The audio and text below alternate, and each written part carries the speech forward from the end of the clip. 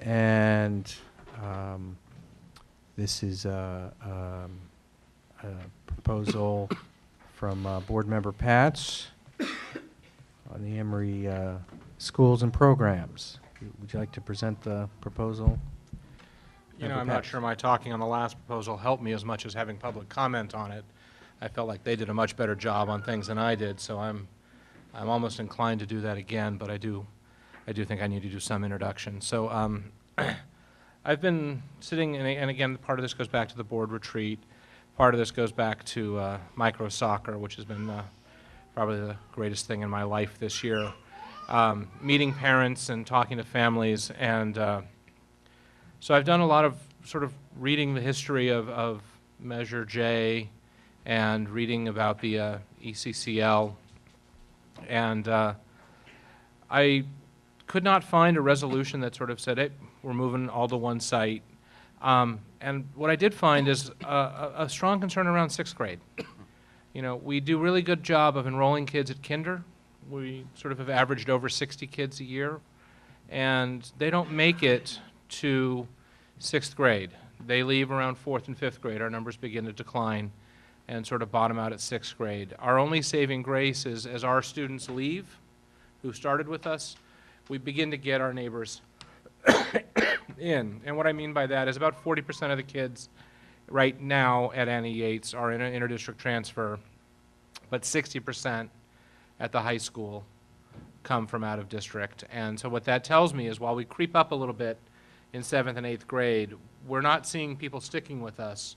We're having to recruit more people. And so I threw this on there sort of under twofold. One, I want to be very clear as to what we're doing with Annie Yates. I got a nice letter from a parent today. She didn't know Annie Yates was scheduled to close. She was quite taken back by that. But the other real reason, and really important to me, is, you know, and I think a couple of parents expressed it today, our middle school program has sort of been an adjunct program. You know, it was part of the high school in the past, and it's now sort of added on. And I don't want to disrespect the middle school teachers who might be here or the middle school parents. I think there is some amazing work going on there. But I also know it's a big red flag. I think we've heard Dr. Rubio and we've heard the talk about sixth grade. There's 2 points where kids leave our district, sixth grade and ninth grade. And I think we're at a moment in time where we need to increase enrollment. We have this unique opportunity where we're going to have a wonderful new facility that we can make the focus of everybody, or we can take some time and say, you know what, let's move the high school over because they need a home. And let's take that K-8 building and make it a 6-8 building or a 5-8 building or something, and really say we're going to focus in on the middle school kids and let them come in. And I know there's been talk about plans of renting space and things, and this doesn't prevent that. You know, there'll be plenty of empty rooms now at Annie Yates that can be used by the rec department and create that city school model that we want. You know, we can use, you know, I mean, I think about myself as a both former middle school teacher and as a future parent of a middle schooler.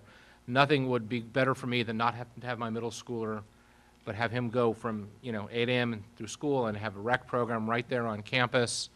You know, and I think we can do that. We can give space to the rec center in that building so that they can go right from class to, you know, homework help to whatever. Again, another parent quite eloquently in their email to me today said that, you know, that wraparound services that they're getting through Yates, not realizing that rec is part of the city.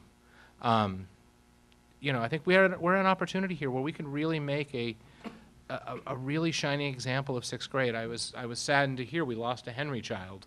I've just gotten to know them over the last 6 months, and really not even myself directly, but through my wife.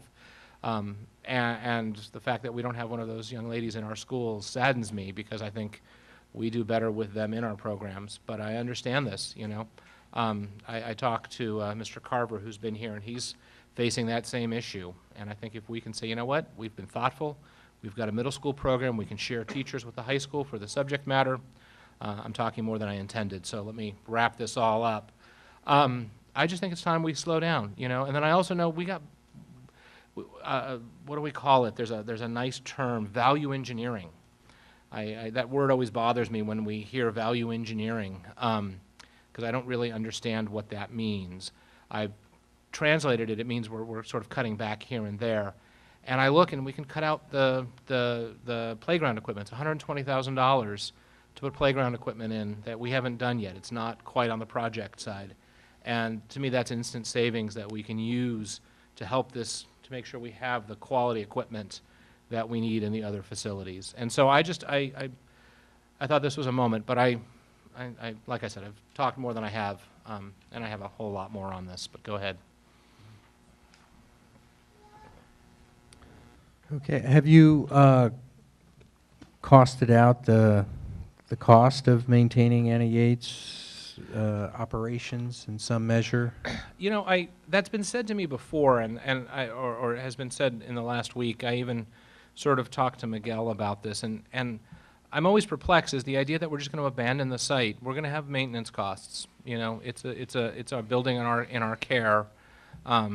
It's going to have maintenance costs, and so I'd rather pay those maintenance costs for our students than for other things. And you know, the maintenance costs will, I think, be outweighed by the fact that we'll have more classrooms. I mean, I'm reading through the history. There was a point where we had to turn away kinder students. You know, and I just imagine what an amazing young student we would have if we had 6 years from kinder through 5th grade and they went on to middle school. You know, because I think there's a little pushback in districts sometimes when we talk about kids coming from out of district. And I think part of that is because we don't get them at kinder, we get them when they've struggled in our neighboring districts, and those districts haven't worked for them, and so we get them. So, yeah, you know what, I do think there's going to be some cost, but I think, hey, you know, $60,000 a year on Townsend, we could use that for the maintenance costs there. You know, I think there is ways we can make it work.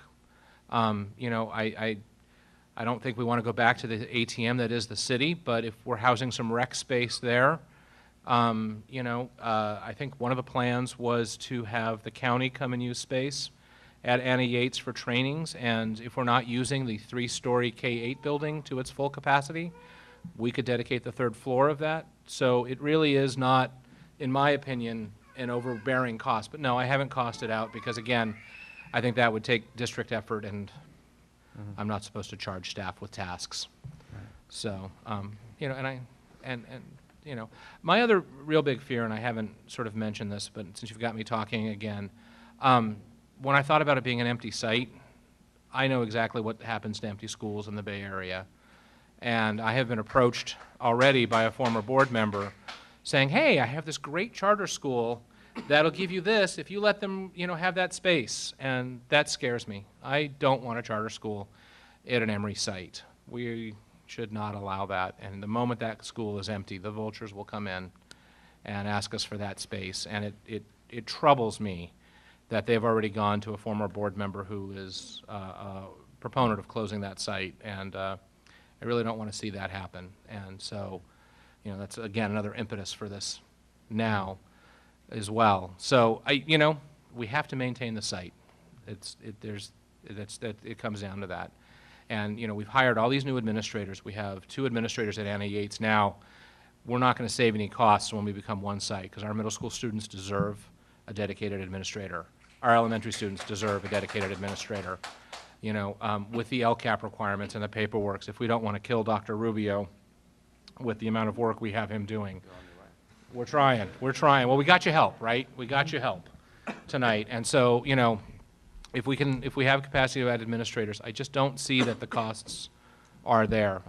You know, I just don't see the savings that were promised 10 years ago. And more importantly, if we're going to be a truly innovative district, then we can't stick with a plan that was 10 years old. That's not the definition of innovative. So the costs are significant, and I haven't costed them out, but you're not just talking maintenance. You are talking administrators. You are talking health and wellness and nurses and people moving back and forth between units and not able to efficiently deliver. 2 librarians. I mean, the purpose of the vision of of ECCL on one site was to bring the whole community onto the site and maximize the resources and wraparound services for the students. And a full-service community school that wraps around services for students who are facing poverty and health and wellness concerns, trauma, is one of the most progressive things going on in this country. And that's the vision of the district. And I don't think that's old and out of date at all. I think that's a very important vision to continue and to realize. And separating back out and opening a separate facility or maintaining and splitting apart our staff again and adding additional staff would add hundreds of thousands of dollars to the cost of the district. And you've seen the multi-year projections that we don't have. The other costs which strike me, and this is more Mr. Merriam's jurisdiction and understanding the mind, but I think there would be significant redesign costs involved in how to use that facility and what it was going to be used for, and at this late date, that would be quite significant as well. I mean, and these conversations, you know, I supported putting this item on the board so that we could have agenda, so we could have another conversation about this, and have the community come and weigh in. But I don't think we're in a position, midstream here, to all of a sudden stop and try to swim back to the other side or swim up or downstream. We have invested 10 years of conversations, going back to the Youth Services Master Plan that have been talking about the benefits of co-location and a full-service community school, and the bell has been rung. So I appreciate having this conversation, but I don't think that there's even a meaningful exercise in considering on the merits the resolution, because I don't think we can change where we are at this point in time. So we need to take the C out of the ECCL. You know, we cannot be excuse the me. community center. Excuse I mean, me. that's ridiculous. I didn't interrupt you. I didn't interrupt you. Yeah.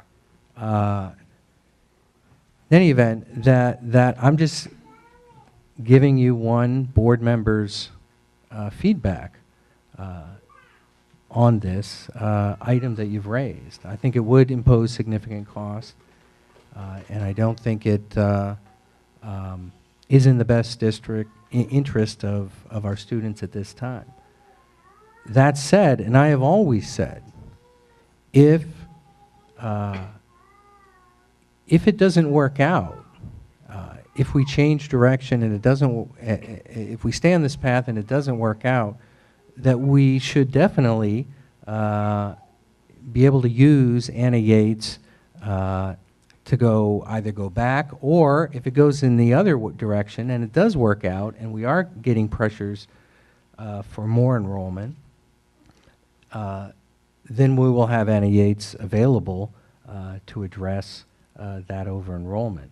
But it's difficult for me to see at this time how we could do that. And I had a conversation with some of the teachers this morning, not about ECCL, but about feeling pushed and pulled and going in different directions over time that this district, they feel is, you know, different superintendents, different board members, different principals coming in. And the message was we need to pick a track and stay with it and see if it works. And that was the request. And I think that's what we're talking about here. Other board member comments? I can add something to kind of I want to say, putting numbers to an idea. Member Patz's idea. On paper, it may be relatively easy to change. This is speaking through experience of I've got 25 years of experience in school design and construction. And as an architect, seeing a change of this magnitude would really delay the opening of the ECCL by probably a year. And with those changes and that delay comes cost. And when you speak of changing walls or changing infrastructure within a site, you're going to impact the district more than you would normally think. I'm not negating the idea of changing at this time, but here again, there's a reality involved with it. In doing so,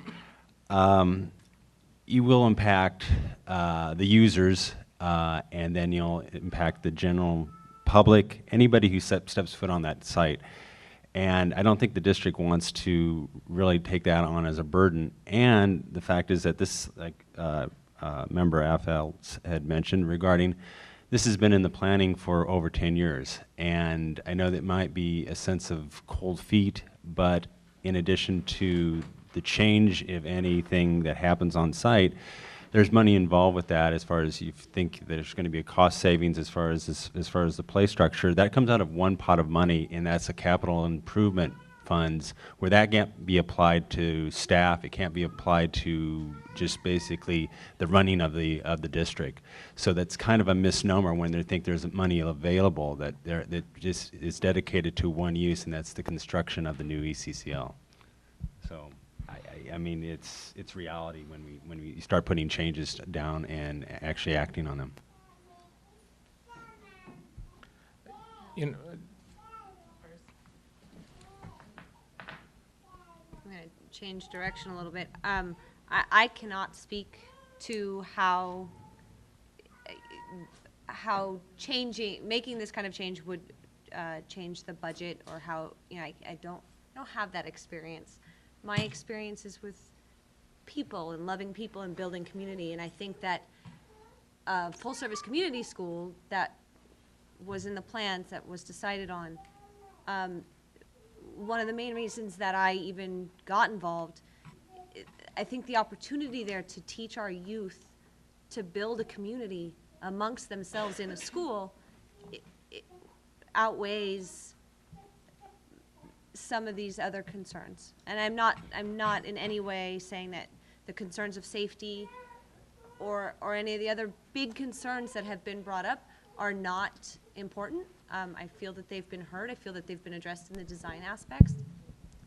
But I think what we are, that many people forget to think about, is the opportunity to teach the youth, and anybody who sits in the room who's worked with a high school student knows that it's all about the selfie. They're very self-involved, and not in a bad way, but that's just what their world is. That's what a high school student's world is. It's all about, you know, getting to school and getting their education done and their homework done and what have you. And I think that we have an opportunity to teach the youth that are very soon to be the adults of our community, to take care of the ones that are coming up behind them. And I think that this school provides that opportunity in a way that no other school that I went to, at least, provided that opportunity. And we have many students in this district that don't have that level of support in their home. They don't have two parents. Sometimes they don't have one parent. Sometimes they don't have a home. You know, we're talking kids that are struggling with many, many issues, and I think a full-service community school, of giving them one space that they own for their entire scholastic career before college, it gives them so much security and consistency that many of our students struggle with, that they're not getting. And so when I think about this project and when I think about the co-location, those benefits are what are screaming at me. You know, I'm soon to bring a child into this world, and I'm very lucky to have a huge community of people around me to support me through that. But I am not the norm when it comes to people in an urban district or an urban area, and I think that we as a community and as a society should take every step possible to continue to put things in place to build that support systems for people who don't have them. So that's how I see this project. If I could add some numbers for the audience, we did, looking at Member Patz's proposal, we ran some numbers, and these are some things that I hadn't given thought to recently. And I sent an email to Member Patz this morning letting him know I was starting to get concerned about the cost factor. We would need a part-time, at least, food service person, a secretary, some yard duty, a custodian, an administrator. Our fiscal analyst, Dora Sue's best estimate is that we're talking about $450,000. So I just want to lend that to the conversation that people really, I would like everyone in the board to consider the specific amount of money that we're talking about. And the timing factor, of course, is a problem now that the foundation for the K-8 building has been poured. Member Dice? So I don't want to hold up public comment, and I see there's a long line. And but I do want to say that I think from not only as a board member, I'm also a student, a graduate of this district, and also was a recipient of scholarships from, actually the district used to give the scholarship to the student, used to get $1,000. So that's how that all happened. And when I left, that's where the Ed Fund, I believe, I guess, however that came about. But anyway, one thing that was true for many of the alum, including myself, is that we were always an urban school district. It's what it is. We're next to Oakland, next to Berkeley. Emeryville never had a large number of students coming directly from, because the housing stock is what it is. I mean, that's just what it has always been. But as the initial start of this particular project, we were dealing with the number of enrollment. And today, you know what, we're still dealing with enrollment. So that's one factor that has remained a constant. But I think, to Joy's point, and I wasn't even going to go there, Joy, but the reality is that we have tons of students. I was not a child who had two parents. I was a child of a single parent who did all they could. My sister graduated from Emery, so that's where I was going. And the reality is we do have students who have things that are in their way for them to even participate in class. And so this project was that. I mean, that was absolutely what Tony Smith brought forward to the board at the time and to the community at the time. The problem is this project has gone longer. It took forever to get even concrete poured, I mean, honestly. And frankly, I know the communication has not been the most consistent when you talk about turnover. We've had turnover in both city as well as in school. It's not been it hasn't been a few superintendents, it's been a number of superintendents. And so the fact that we're still talking about the possibility of keeping, certain aspects open is definitely concerning, because I think in reality, if the numbers were different, if we had like busted class, busted enrollment, if we had 1,500 students, that'd be a totally different, we'd have to do something different. But when we're talking about the numbers that we have to really be realistic and pay attention to the numbers as well, because we're talking about bankruptcy potentially. I'm just being real. I mean, that's what I saw as in terms of a third interim. If we can't meet our solvency question, 16, 17, that's what we're talking about. So where we have money, ironically, to build a facility, we don't have the financial operational dollars because we don't have the students. And so co-location and keeping one open, that's, what did you say, $450,000 or something? Or whatever the number is, it's still more than we have the access to. So, I mean, that's just where I'm sitting with it. But, I mean, that's just how I feel about it. I'm gonna follow up on some of those if I can. course. So, you know, I think, so to answer Mr. Merriam's question, I have no intention of changing the building. There's no reason to. You know, a building is a building, and if we're going to build classrooms, build them. I think at this point we are too far down the rabbit hole to change that. So I don't see any need to change the design, with the possible exception of why spend $120,000 for playground equipment. You know, and if you're telling me that's going to delay it a year, build the equipment. You know, and I also sort of, I appreciate that you ran the numbers, but I find that to be not necessarily accurate, as that we are going to have to serve these kids irrespective of where they are. And so when we talk about staffing for lunch and things, you know, I don't think we're going to realize the savings on staffing at the new site that people think we're going to. I've looked at the design, and there's no way you can have kids at playgrounds out there and see them from one spot. You know, the play structure is on one side, there's a narrow hallway, there's a curve, and that's where the basketball courts are.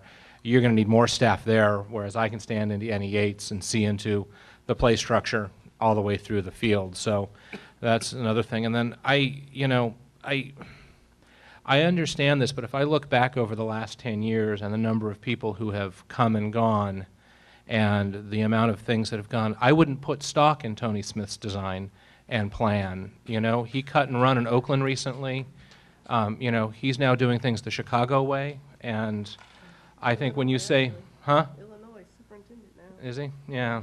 It's, you know, I think there are some questions from choices that were made and discussions that were not had. You know, I've looked through the record pretty extensively at this point, and the last time a large group came and spoke, that board chose not to adopt those minutes, and I find that sort of interesting that they didn't even do that. So when we talk about the public trust being broken, my two resolutions this evening are just about that. These are mistakes that we've made in the past that we can't keep reliving. The choice to co-locate, it would be wonderful if the schools were, well, on opposite sides of Oakland. We live in Emeryville. I roll out of bed and I'm in the other side of town. And Anna Yates is not far from, you know, the soon-to-be reopened high school. And the idea that people can't access services at both places, I have never understood. And that, you know, if you have to walk 3 extra blocks, again, I don't get it. But my biggest concern is, before I hand it over to public comment, is that we won't have kids. I mean, the minute we said we weren't open to this idea, parents stormed out of here. And that's the most telling thing, is the parents keep coming up and saying, don't do this, don't do this, don't do this. Teachers have said, don't do this, don't do this.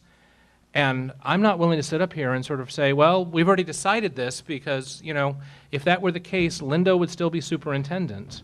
You know, we have sometimes to eat our mistakes, you know, and this is one of those instances where we have a chance to fix it. Let's fix it.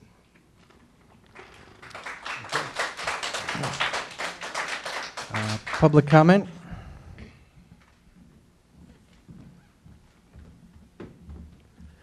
Good evening. My name is Ingrid Eliason. I started teaching in Emery Unified School District in 1994. I was here when Tony Smith started this idea, and there was not community input. I was at all those meetings.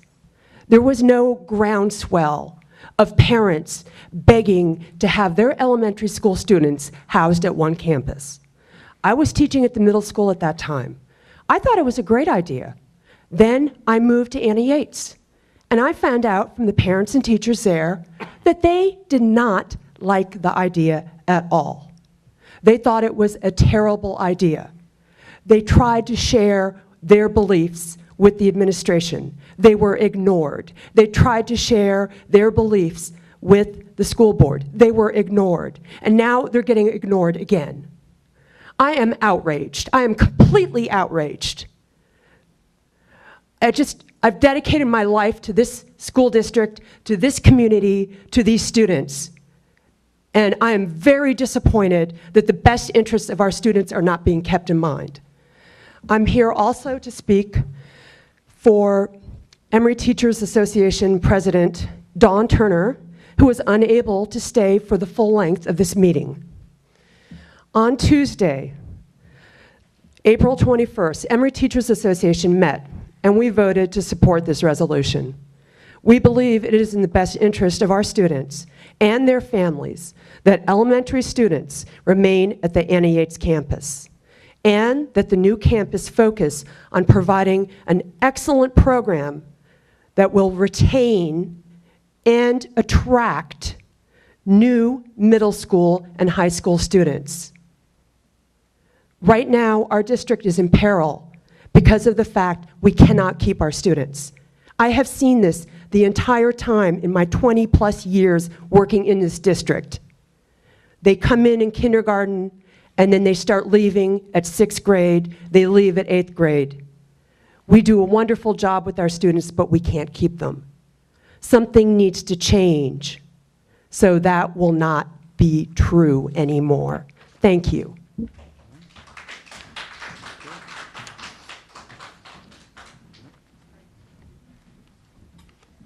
My name is Ames Simpson, and I have a daughter in 1st grade. And it's coming up on 12 years that I've been an Emeryville resident.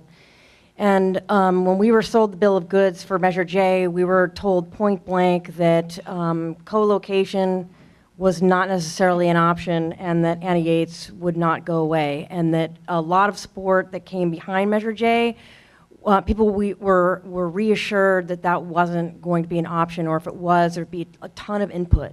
What strikes me is that we're actually having this conversation when you say, you know, the train has already left the station. Like, I cannot tell you the number of times that the people, my neighbors, fellow parents, have had this conversation amongst ourselves, the amount of times we've tried to reach out and have these conversations, the kinds of community engagement things that were happening where, you know, there has been a loud voice, and I cannot understand for the life of me why it continues to fall on deaf ears. The loud voice that says, you know, do not get rid of Annie Yates for a variety of reasons. I could probably spend another 10 minutes telling you why I think it would do a disservice not only to the students, but to the actual neighborhood. But like, so it's just confusing to me that we're having this conversation now. The second thing I want to say is the argument that, you know, we're too far along to change course is like, if you're driving and, you know, suddenly you see a cliff, does it make sense to keep going? No. Like, that's the kind of, that's how I feel about this right now. That's not a good argument. Like, if it's a matter of, I just think it takes people off the hook. It takes people, you know, it allows people not to be accountable for the decisions they've made by saying, it's too late. We've already, you know, we've already gone there and we didn't listen, and, you know, we've spent 10 years. 10 years of this planning did not include, you know, if you guys had a plan for 10 years, you did a good job of trying to convince us that it didn't include getting rid of Annie Yates and that it didn't include co-location. That has now become part of what, you know, Measure J and ECCL means, you know, anyway. You know, I had a few other points about growing enrollment. Like, you know, the first thing you want to say is, you know, if you keep Annie Yates open, it's going to lead to, you know, all these costs. What is it going to cost you every student that you lose from the student body?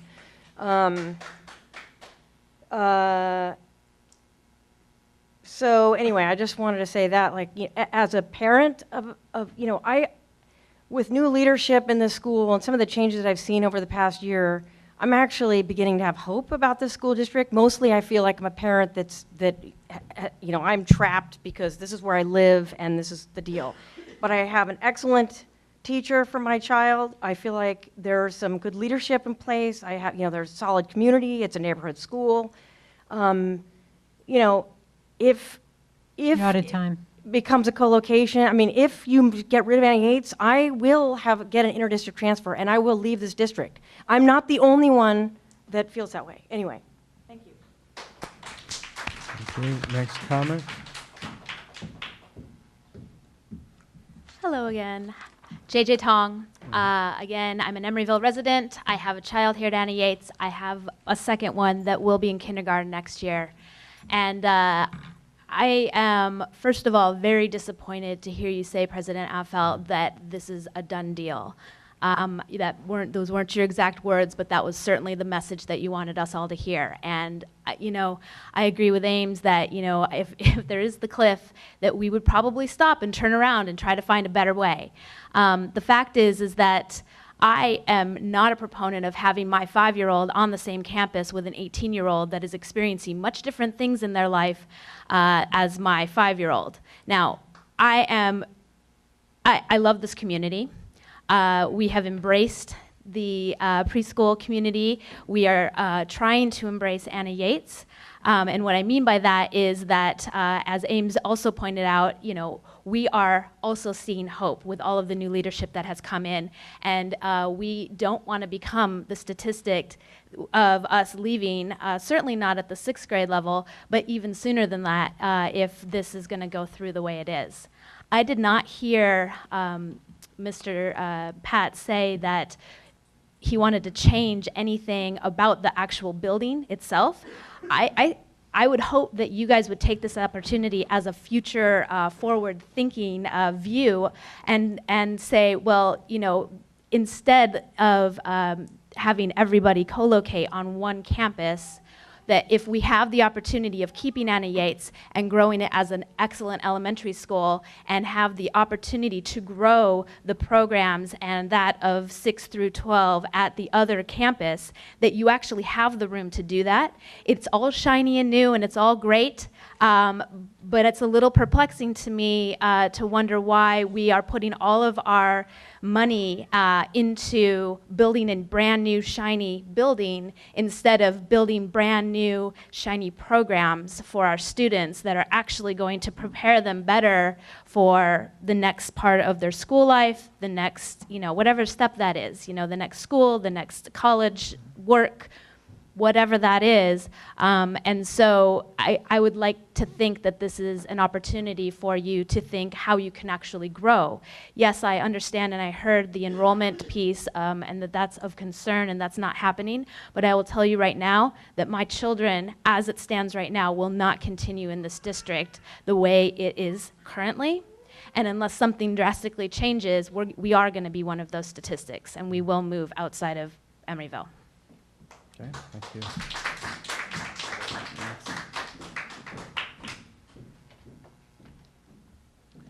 So I'm not sure I can be nearly as eloquent.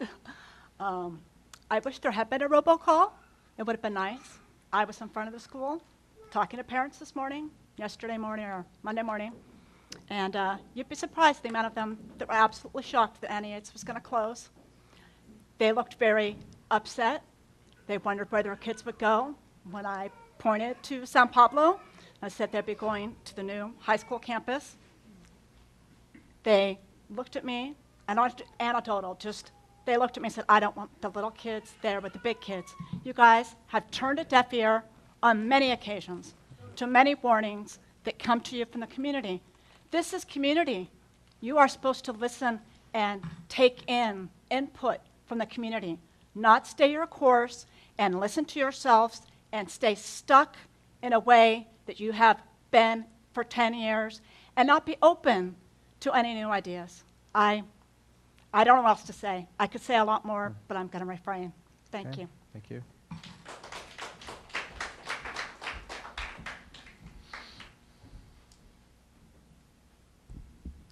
My name is Ruth Major. I've been a resident in Emeryville since 1984. My background is education. I have a few points, and I want you to help me understand this. 10 years ago, we needed 1,200 children in our schools to make them viable. ECHL, I heard tonight 850, I've been hearing before 800. That was 10 years ago, we needed 1,200, so there's a little anomaly there for me. I'm thinking of if we keep Anna Yates open and we do get the 850 children at ECHL, then you're looking at your local control funding formula, which didn't get added into the arithmetic just now. You're talking about children K-3, $7,675 per child. You're talking about middle school over 7,000. You get up to high school, it's 8,638 per child. You reduce the class sizes. In the early grades, it's 2.6% you'll get for that. You get, I think it's more than that. It's 10.4 incentive around class size changing. You'll have to go back and look at the formulas. I'm not, I haven't got them in my head. But you're looking at a bigger picture here around money coming in, money going out, plus just building capacity for our schools. So I think that's an important thing to think about. In terms of one of the goals is parent engagement and parent partnership. So I think you need to look at that, particularly as your parents don't feel that they're getting that reciprocity of engagement. So that's really important to think about. I also urge you to look again at the stakeholders' engagement part of the local control funding, the LCAP, because I think you're a little off on that from my understanding of it. So I suggest you reread that around parent engagement and when meetings happen and things like that. So those are some of the things I wanted to talk about, because I know the families here want to talk about the actual relationship building, the actual connection to community. How do we build a community of learners? What does it mean to have a school? What is the relationship with the school? What does the school mean to a community? You're out of time. Those are considerations. And the last thing I want to say, thank you, Lisa. The last thing I want to say is one of the things that might be helpful. Head Start is here. Early Head Start is here in this building. Is to arrange, through partnership with them, some childcare for the families so that they could have more engagement with you at these meetings. So I think that would also be useful. Thank you. Okay, thank you. Good evening, President Affelt. My name is Brian Carver.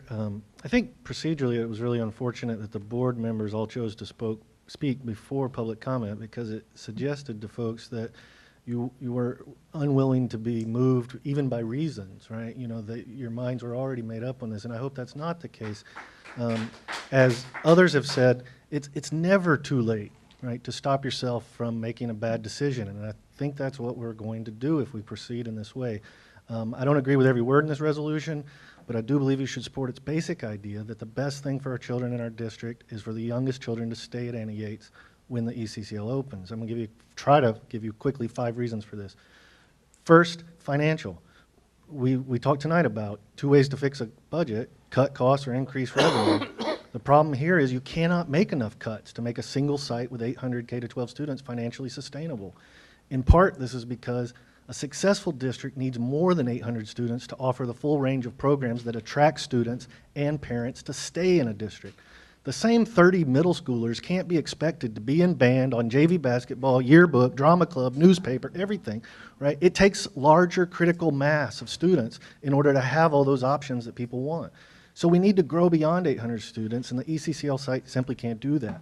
Additionally, not having to build the play structure or to immediately buy some of the furniture that the Annie Yates students would need would save you some money right away, and maybe prevent you from making some of the difficult value engineering decisions you've been grappling with. Don't change anything about the buildings. Christian's right about that. Just build them as is, but see what other uses they could be put to. The second reason is competition, and he said this too. I was horrified when he said he has already been reached out to by another charter school interested in the Annie Yates site. If that happens, if that school even attracted a few dozen students that otherwise would have gone to Emery, then this enrollment problem I just described gets even worse. You just cannot open the district up to someone using our own public property in competition with us. It will spell the end of this district. The third reason is focus. Annie Yates is the district's shining star. It works. The middle school and the high school, on the other hand, have suffered dramatic enrollment declines in just the last couple of years. Every time I hear the numbers, they've gone down. We need to show parents of middle and high schoolers that this district is committed to providing those students with the programming they need and deserve. If the elementary students stayed at Annie Yates, it would allow the district to focus on the middle school. Some of those K through 8 building rooms could be dedicated spaces for the middle school clubs and activities, and could let the after-school rec program use some of that space so that they stay out of the teachers' hair. The fourth reason is the teachers. You just heard that a majority of our teachers want to see the youngest children stay at Annie Yates. No one is closer to their needs and understands what is best for the education of our children than their teachers. We should listen to them. I heard Ms. Turner say that it was an overwhelming majority of teachers who felt this way. The fifth reason for this is timing. You don't have to make this decision for all time tonight. You can simply decide that we're going to keep the youngest Annie Yates students in place for maybe 2 years and reevaluate at that time whether they should move over to ECCL. Doing the move-in in phases would be less disruptive, I think, anyway, if you decided that you had to do that. You're out of time. Those are my 5 reasons. Thanks. Thank you. Hi again.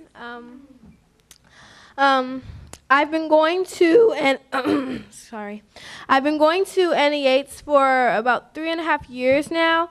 I'm glad the school structure has come along in great success.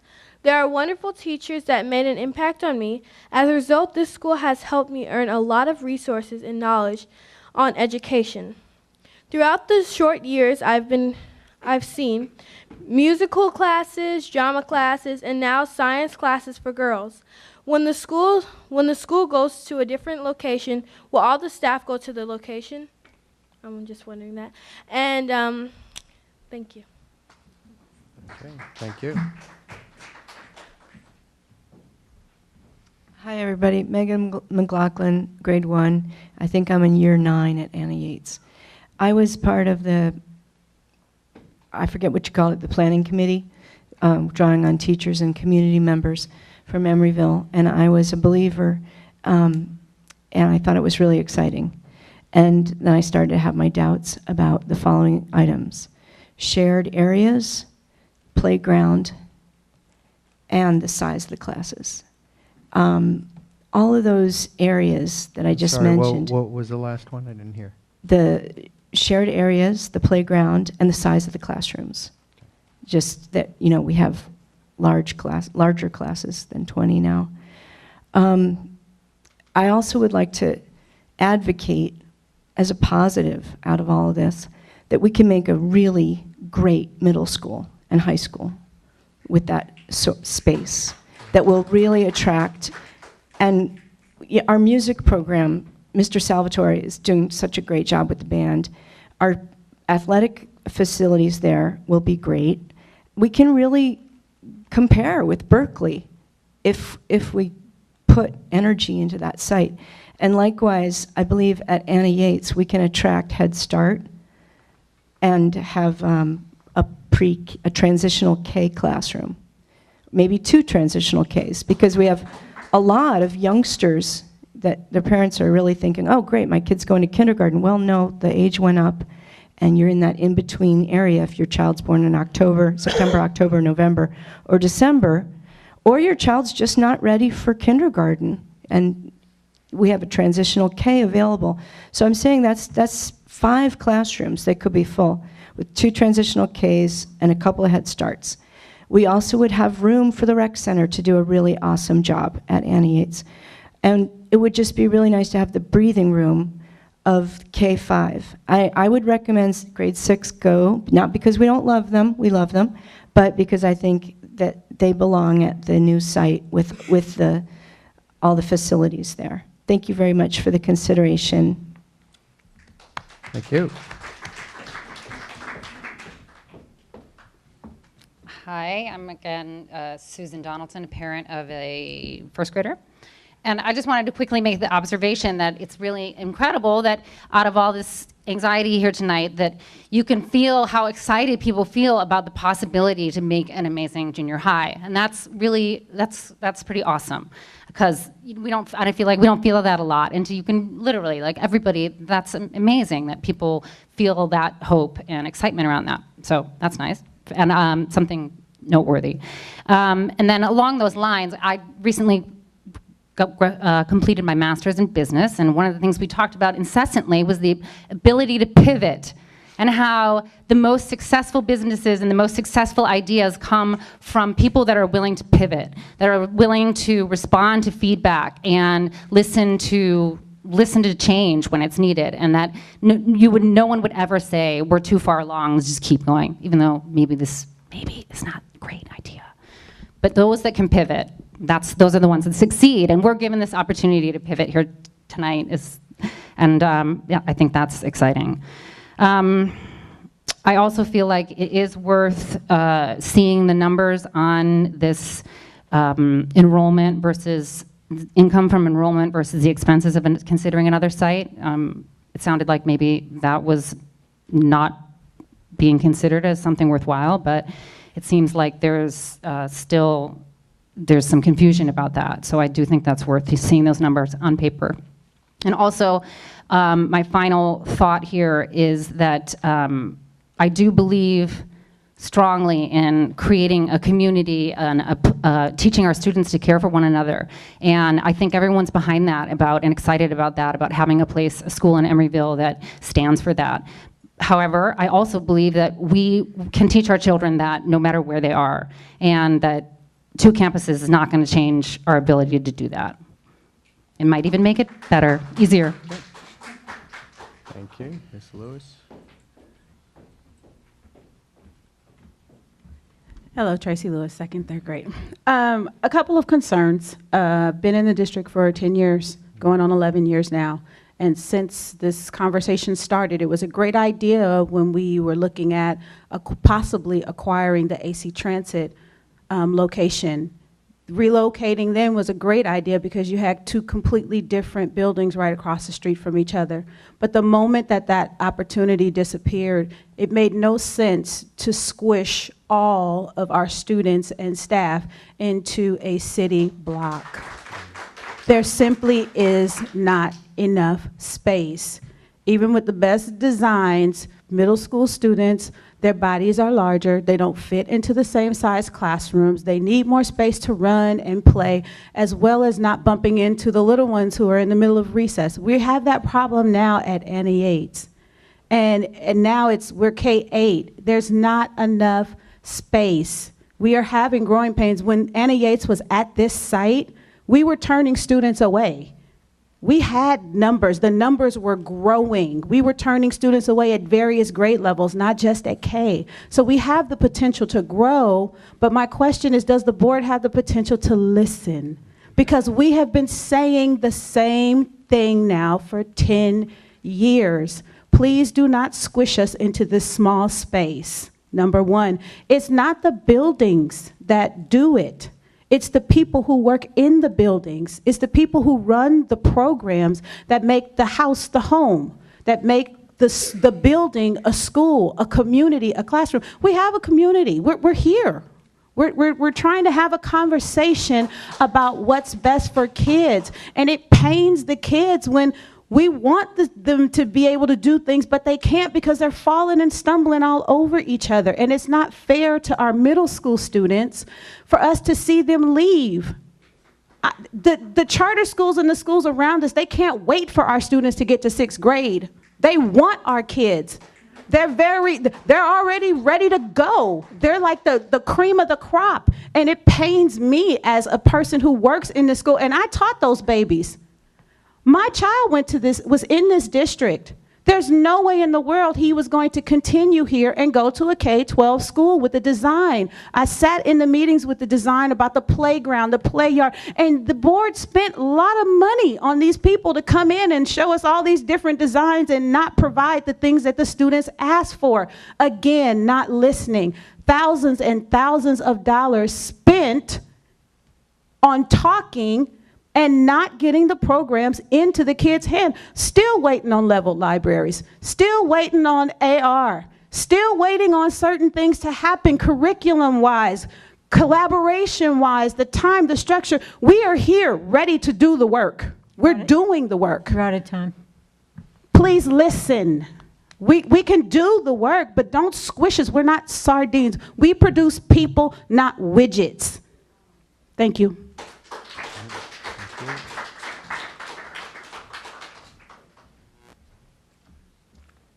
So my name is Anthony Rogers.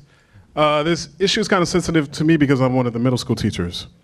And I heard the term, first of all, good evening, family, right, at the table and at the seats and standing, and those above and below. I heard the term like 10 years, we've been working on this for 10 years. How many people remember when the Razor phone came out? It was such an amazing piece of technology. You know, I know people who went bankrupt to get that phone. But if I use that phone today, if I pulled it out anywhere in public, I would be a laughing spectacle because I'm holding on to what worked 10 years ago. And as we know, I have some little notes here, technology, civilization, relationships, and conversations progress. And so I want to make sure that when we're talking about these things, I can imagine what it was like to be a student in the audience. And these are the adults that teach me and then govern me. And if we're not being really decent and listening to each other, if we're being dismissive, and we're talking about the students and what they don't have and what they do have, and yet the children are not telling us, I really think we need to throw caution to the wind with that. I think it's important that we think about the way teachers have been used as chess pieces. When Anna Yates was a K through 6 school, that 6th grade was always fully attended, and sometimes it was overflowing. And then you had some teachers moved around. I'm not going to say the teacher was me, but one of the teachers was me. And so when you had teachers moved around, students left. There are teachers that have reputations and their character precedes them and follows them. And I think that's important to consider. Besides talking about the grades, look at who's in these positions and look at who's teaching. Because that's what's happening. Many of our students who go on and attend charter schools, they come back and they talk about how far ahead they are of their classmates at these charter schools. So these charter schools are hovering around. They can't wait to pull our students out of our classrooms. And as a middle school, not middle school, well, we are cool in the middle, but as a middle school teacher, it bothers me to know that there are people who know my name and know what I do and can't wait to pull my students from me. And so I think that's important to consider. We're not chess pieces. Well, maybe we are, but I'm not. All right. And the other thing is, community means to come together as one. If we're divisive and we're at ends in this small space, I can imagine us moving anywhere else and we're talking about family and all these guiding principles, and yet I don't feel that sense of family here. And so I always, in my life, I believe I say no to dysfunction and yes to functionality, and I just want to throw that out there that we should always, well, I'm going to say I have to model the things that I want my students to see, but I want to make sure as we talk, even if we don't agree about it, let's show honor and respect to each other. And it's great. I could pull out all kinds of terms and things that I learned about life and architecture, but that's not important. Even if I disagree, I want to listen to what you have to say. Thank you. Can I ask you a question real quick? Yes. Thanks. My son's 5. Will you stick around so you can be his middle school teacher?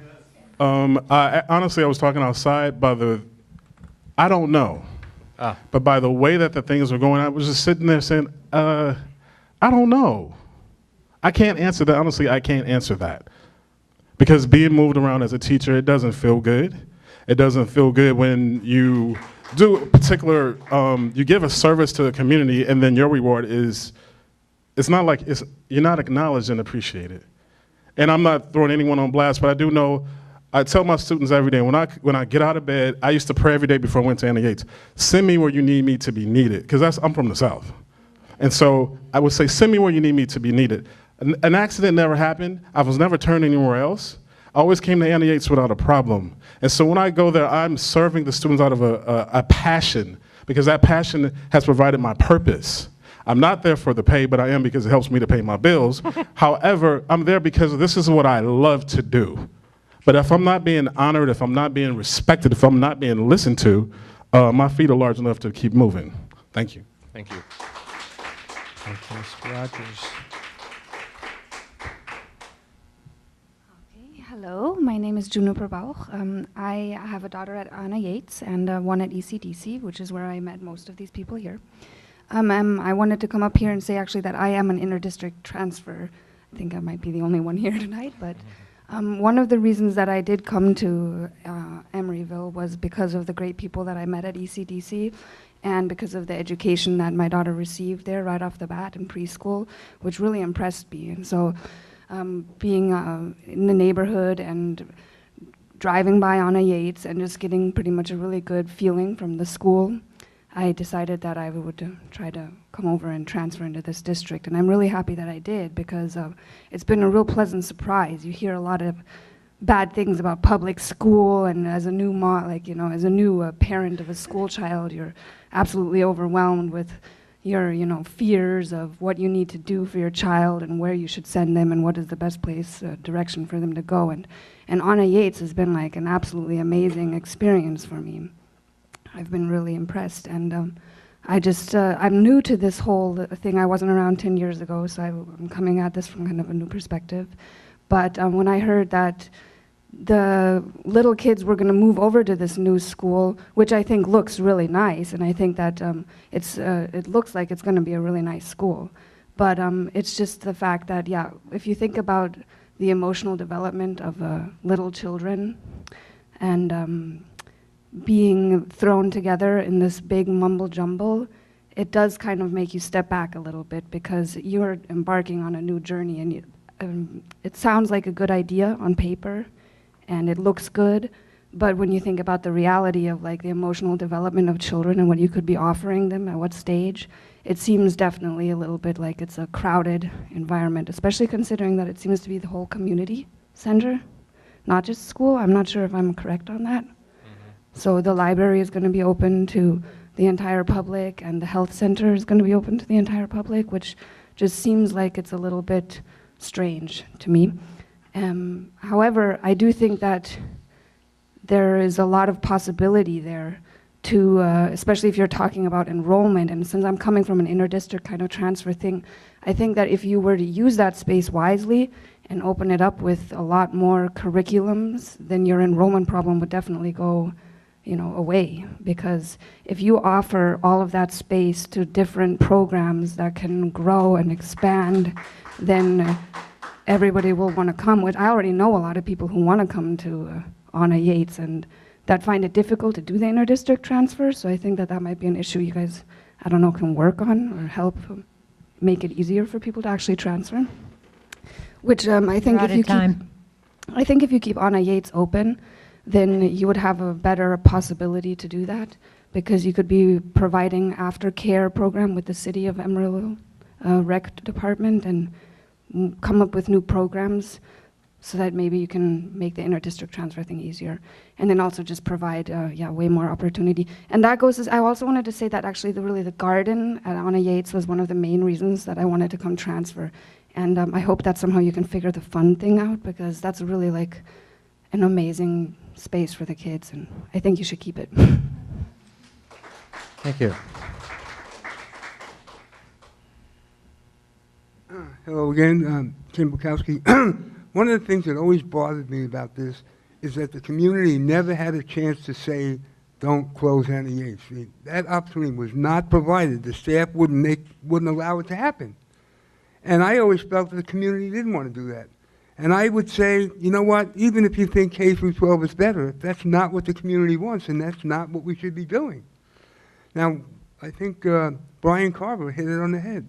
You're going to need more students to sustain this district in the long run, and it's not going to happen if it's limited to only 800 kids. You have to expand this district to make it bigger so you can offer the kind of curriculum that's going to encourage people to enroll. So I think it would be, at least in the beginning, you're going to have too much confusion at once. You're trying to do too many things at one time. You got something that works, leave it in place, and make the other one work, and put a lot of energy into it, and then we can all succeed. Thank you.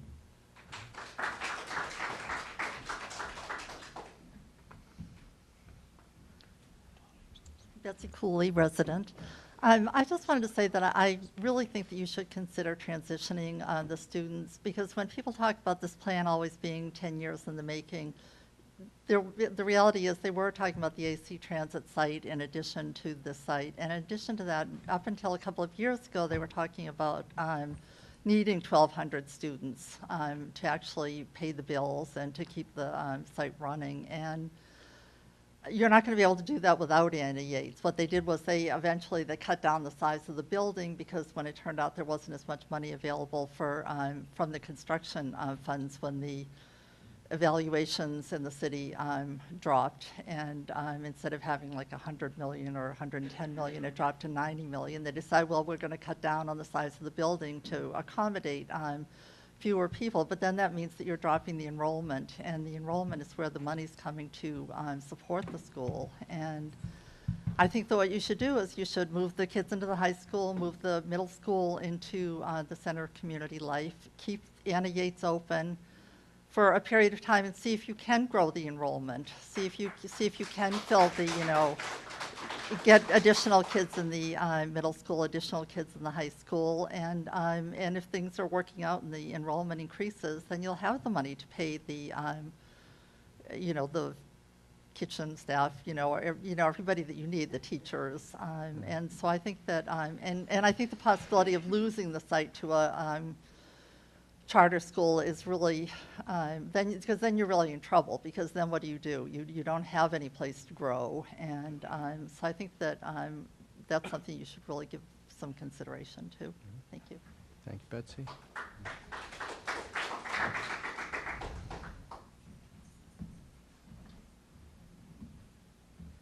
My name is Scott Donahue. I've been recently elected to the Emeryville City Council.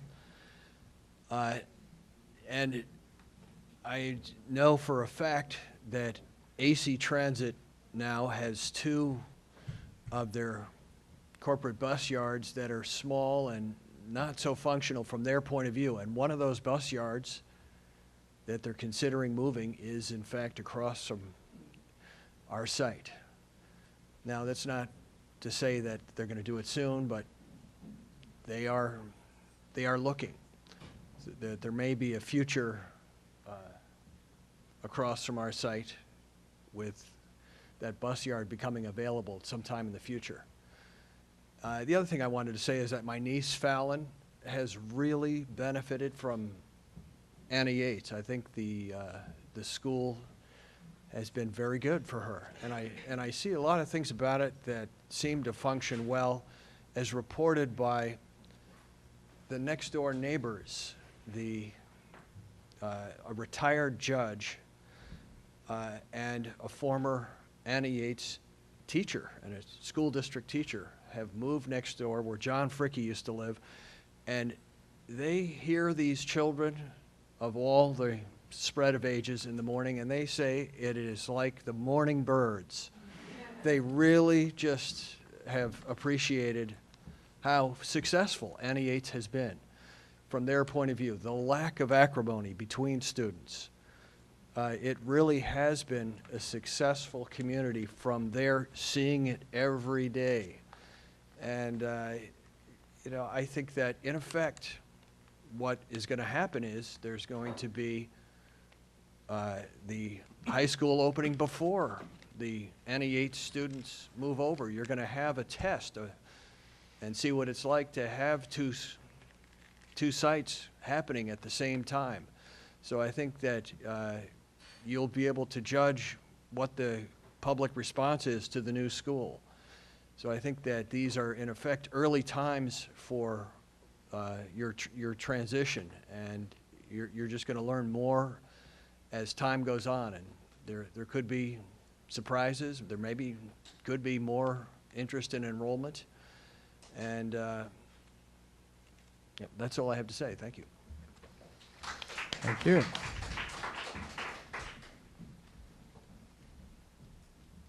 Hi, Diane Martinez, Triangle neighborhood resident. I also, I've got 2 children, a 4-year-old and a 2-year-old, and my 4-year-old will either be starting at Anna Yates or at ECCL, whichever is the kindergarten class of 2016.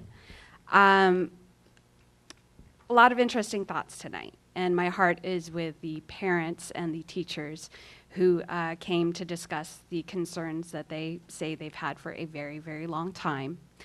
And I think Betsy Cooley, if she's still here, actually said it, had a very rational, reasonable proposal to transition our kids from Anna Yates to ECCL and see if that works. I also wanted to highlight something that Member Patz mentioned, that 3 blocks is not that far. I went to a K-9 school in Los Angeles, and it was a very magical place. It did work for that community, but we also had access to the USC campus. And it was a time of free-range parenting, so perhaps I should not have had access to USC at 9 years old, but it gave me an affinity to the school. I crossed very busy boulevards to get across the street to attend certain programs. But what I mean to say is that the services that will be provided at ECCL, I don't think will be the kids at Annie Yates will be able to partake of these programs, just as they do with the rec right now. It's not brain surgery, to get the kids across the street. So.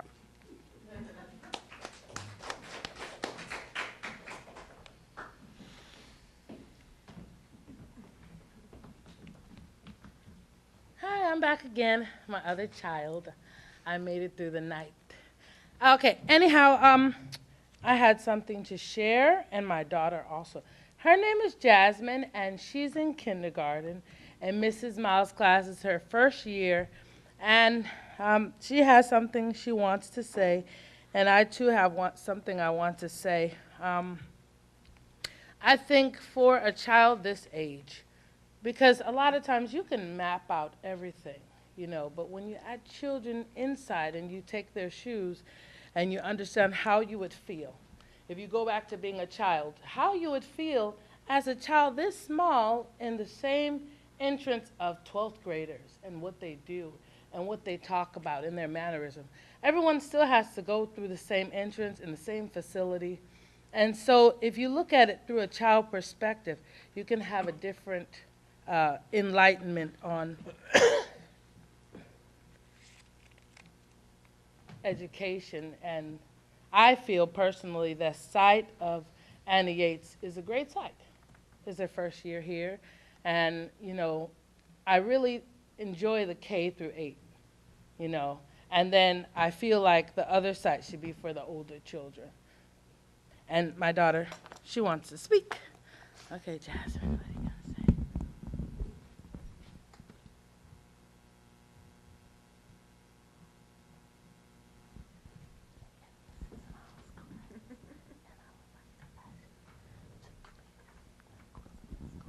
Whatever you want to say. Here, hold it. You were singing the other day.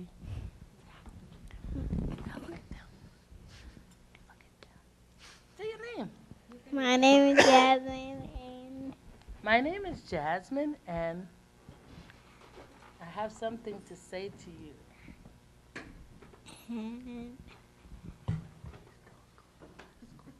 Please don't scold.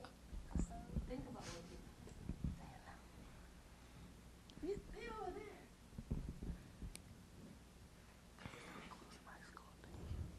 Please don't close my school. Thank you. Thank you.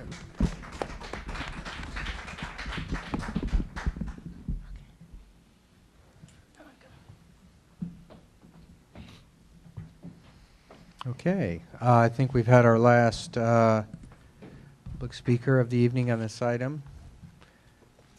Are there any further board member thoughts or comments? Just a minor one. Yeah.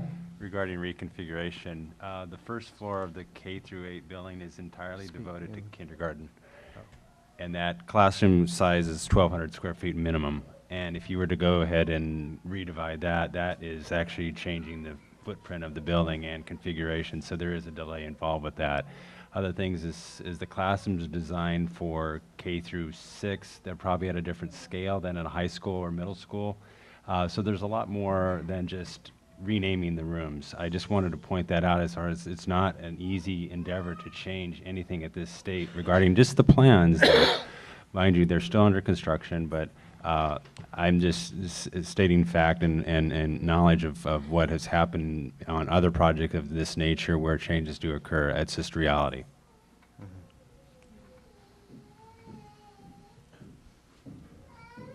Okay, appreciate that. We're done with public comment, especially for people who've already commented.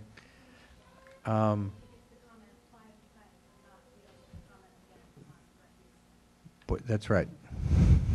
Board members get to comment lots of times. Actually, our public comment period by bylaws is 20 minutes per item. So we've gone, about 3 times that. Yeah. So I really appreciate everyone coming out and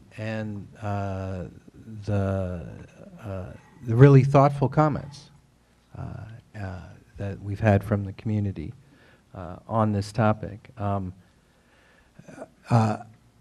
I think you've raised a number of interesting questions that, I can say I'm not ready to vote on this and say, yes, okay, you convinced me, let's just change this and this is the resolution to do it with. But I would like to, think about, I'd like to think about this. I'd like to digest it. I'd also would be curious to see some of the financial figurings to really know if we could even afford to entertain a writ large, a middle school, a say 6-8 at that site and a K-5 at Annie Yates. Could that even be entertained? Because I started out saying I don't think it can. Where we're at right now with our multi-year projections, I don't think we can. But I'm willing to look at this point in time and test that assumption of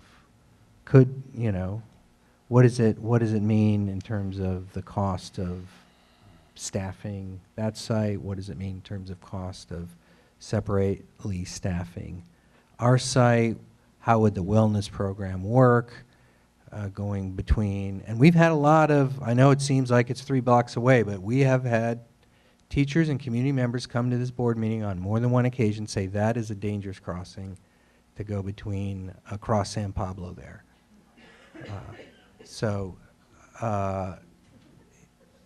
Yeah.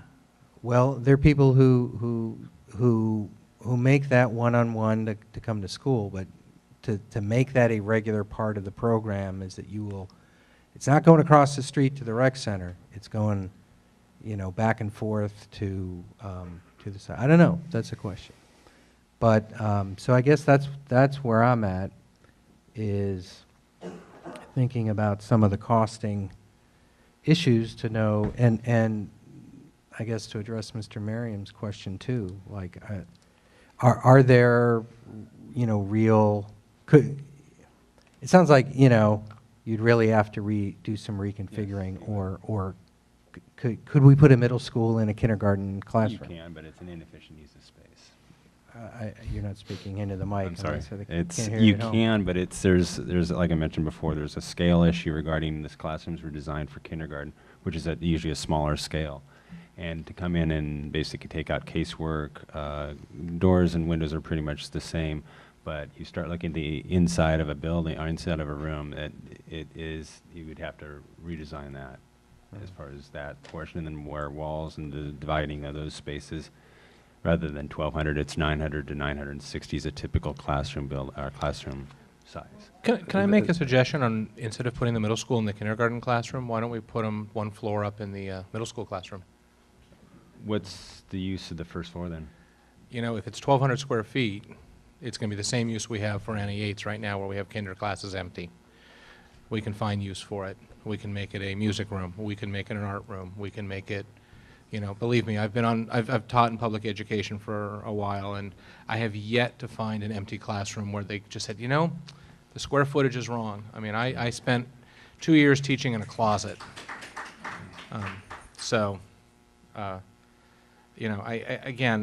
I think it's clear to me that when I move this item, and I plan to move it, I won't get a second, and that's okay.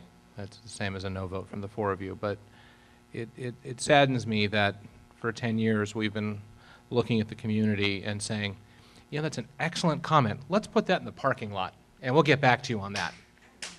And so I know this because I went to these planning meetings, and that's what I was told. And so, you know, we're at that point again. Let's put this in the parking lot. And more importantly, we're at the 5 of us know better than the entire community. And, you know, it saddens me. But I've talked enough. I think the people spoke much better than I did.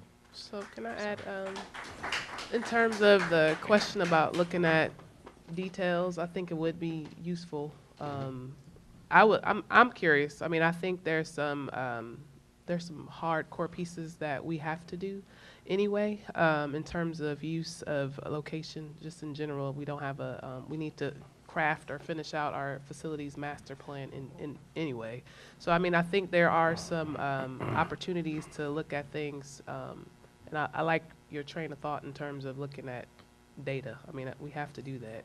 And that may be the point that was raised in terms of transition. I don't know. I mean, I honestly don't know, but I think we do. I'm not interested in passing a resolution that's, you know, ends the, you know, stops things, but I think in terms of a board, we can ask direction of to staff to actually look at the item instead of acting on something without enough detail. But I think that's something that we could do this evening, is my thought. But we don't have enough information. We have, you know, not enough pieces here, but I think it would be helpful to know some of these components and timelines or scale or whatever, those things, so that we have an informed, you know, concept in front of us. So that's just I think we're going to have a couple problems. One is it's going to be very difficult for us to gauge financially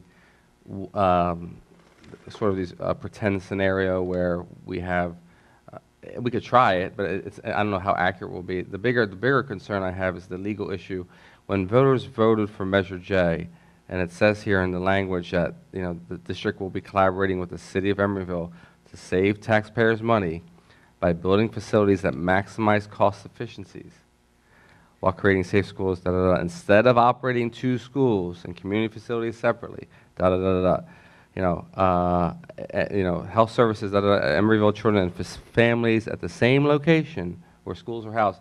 We have a real legal problem here. If voters came out, I don't know how many hundreds of people. Well, excuse me. I'm reading directly from the full text. All right. So I think, well, I think we're going to have. Okay, come on, Mr. Carver. We don't need to disrupt. So, as the I was meeting. saying, We understand you. I believe we have also a legal issue to review. Okay. Yeah.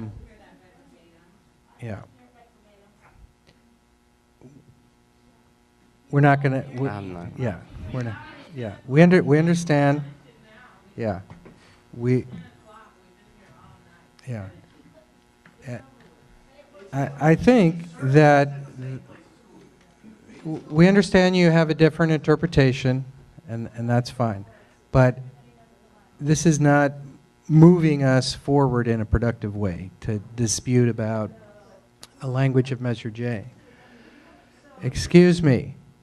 I think you're not hearing what actually you've heard from the board tonight, which is that there's some real interest in going back and looking at some data to see if the various propositions that people have thrown out might actually work. Because if they don't actually work, we can't do it. But if they do actually work, then we can have a real discussion of could we actually do what you're proposing.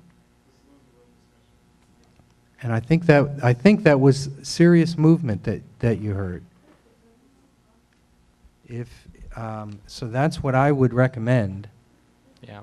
That we take a look at this, and yeah, I don't think we're going to resolve the Measure J issue right now, but I'm interested in knowing if we could feasibly do this, and if it may be that we need to get a consultant. It may need we do a range of options of what it would cost at different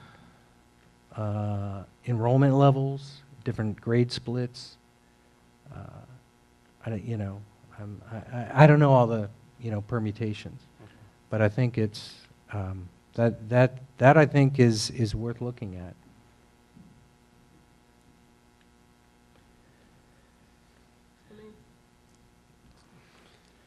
So, Mr. Patz, you'd rather move and not have a resolution passed?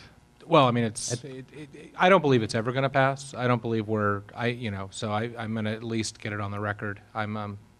So, I'll move the item, and you guys can either second it for a vote, or you can just let it die. So, Mr. President, I move the item.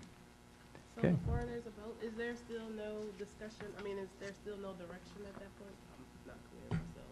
So if there's a request if there's been direction requested of the district to look at options or questions about that, so does this, if we vote and there's a interest to do it or whatever, does that kill the request for additional?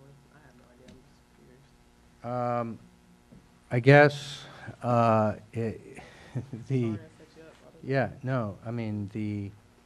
if there's no second, we could decide to give no direction and move on. My recommendation is whatever happens to Mr. Patz's motion, we take a look at some of the data to see if this could even be done. Hey, you know what? If you don't want that to happen, then we don't have to. So I have another suggestion, and I'm going to go out on a limb here because I do that sort of thing. I think this resolution is as binding as anything else we do, and therefore we can pass this resolution, which would then give very clear direction to staff, who could then come back and say, you know what, Dr. Patz, you are absolutely nuts. We cannot do this. And then we will come up with another resolution that says that, and you can even title it the Dr. Patz is Nuts Resolution, and go from there. So I'm happy to do that. Well, so that's another option. I don't think it's responsible as a public official to adopt a resolution that I don't know the consequences of. Yeah. So that's my opinion. So you've moved. I've moved. Is there a second? Yep, that's what I thought. I don't see a second. Nonetheless, so the motion dies. Nonetheless, I would still like some information from staff to determine if some of the recommendations we heard here tonight could in fact be implemented without bankrupting the district and putting us into a negative certification.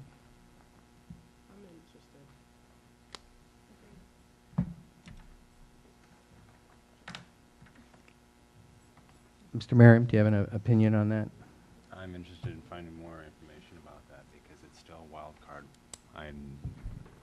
You can't determine what the ramifications are going to be for this. Mr. Patz, are you opposed to having further analysis on this? Oh, sure. Let's parking lot it. Sounds like a good idea. Okay. All right. Superintendent, is that enough direction for the for the time being? All right. Again, thank you, folks, for coming. We're obviously going to take a second look at this, so appreciate your thoughts and comments. The final item of the evening is about our BITSA program.